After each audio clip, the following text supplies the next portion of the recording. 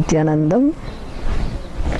Welcome to yet another episode of Exploring into Vedic Tradition. Today, the topic is Parivrajaka.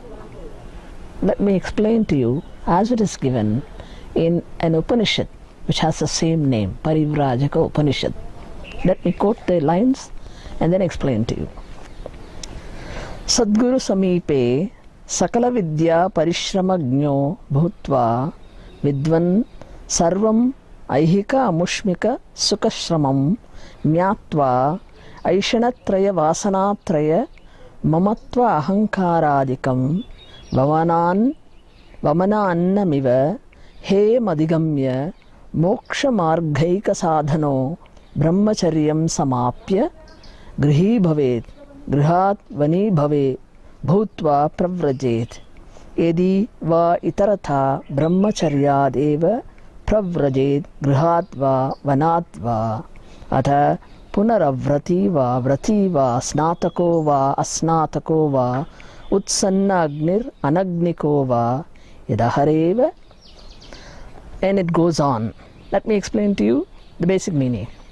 The person entitled to renunciation is the wise one who has undergone the difficult course of learning the sacred lores from a good preceptor, has understood all the exertions necessary for happiness in this world and the next, has understood the need to discard as vomit the three primary desires, three primary inclinations: regard for the body, feeling of mindness, and egotism, has completed studentship in celibacy, which is the means to reach the path of liberation. Now, Parivrajaka is one of the very important practices for a seeker who has taken up sannyas. The seeker might have gone through the first stage of brahmacharya, that is being a celibate student, and then proceeded to sannyasa, or the seeker may be a person who has taken brahmacharya and then followed it by grihastha or a householder's work, and then after certain years of living in a household, taken up vanaprastha or forest dwelling, and then proceeded to sannyasa. These are two different ways in which sannyas is accepted in Vedic tradition. The person who takes up sannyas has to have this parivrajaka state of being a parivrajaka. What exactly is parivrajaka? A person who has become totally disillusioned with the world, but at the same time he has to know what is there in the world. He cannot sit in an ivory tower and do meditation sitting in a corner and not knowing what the world is. Only after knowing the world and then renouncing it does the renunciation become very firm. So, in order to know the world, not necessarily as a person enjoying the world in these with the senses, this person has been through the studentship of being a celibate student, has followed the vows of brahmacharya, and then he goes to understand what the world is. He has to understand what are the mental setups available all over the world. That is a basic knowledge any sannyasi should have, so that his enlightenment can be shared and can become beneficial and boon to the whole world. And for that reason, the sannyasi has to take up the yatra or the journey of being a parivrajaka. Being a parivrajaka, he has to travel throughout the land. Mostly in olden days, they used to travel by foot. Adi Shankara, if you read through Adi Shankara's life history, Shankara Digvijayam, they say. What does it mean?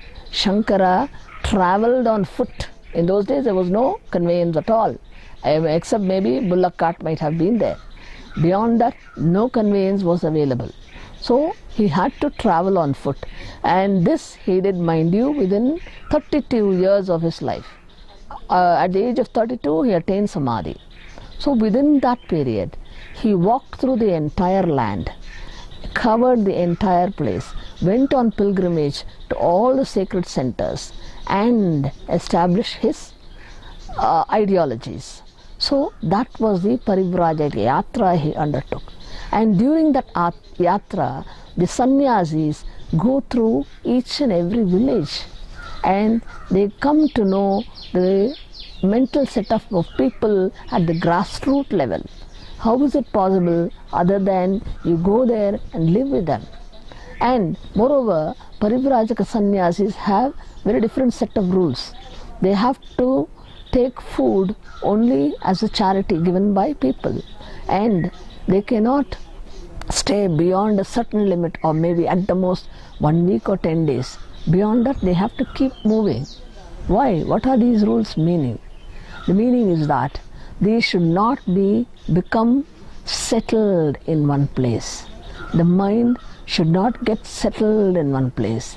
Insecurity is a great teacher, and insecurity is the way of life of a Parivrajaka sannyasi, because that makes him stand on himself. He does not depend on anything. That is a very necessary lesson for any sannyasi. Only then he can become a pillar to help people to reach that state. So likewise, the Parivrajaka sannyasi gets to know the different ways in which different masters have attained enlightenment. And mostly in India, the Parivrajaka sannyasis cannot miss the Himalayan region. Himalayan region is an energy hub, because there are innumerable sages living there even to the present day. It is an unbroken tradition of sages living in the Himalayan regions. That is why in India you find many of the most important pilgrim centers situated in the Himalayan regions. So that energy hub, where when you reach Himalayas, some of the masters have mentioned, you understand that you are an insignificant speck in the cosmos. When you see the grandeur of the mountains, and there they experience the total silence. Whether you like it or not, your mind may be restless. There are people who go visiting the mountains, but what do? They immediately click with their cameras. They forget to experience what is there in that place directly. They see it as a photograph later on, and they think they are enjoying. No, it is a spot, or every journey throughout the Parivrajaka Yatra is an opportunity to experience the inner silence and the inner light that is shining within. Parivrajaka Yatra is one of the basic disciplines any sannyasi would follow. And the sannyasi who has had an exposure in Parivrajaka becomes a master who can do the job of giving enlightenment to any mental setup that comes before him. Any human being anywhere in the world falls into the major mental setups, and since he has had an exposure of dealing with such situations, since he has had a first-hand experience, he becomes the ultimate master who can guide the world onto the state of enlightenment. Nityanandam.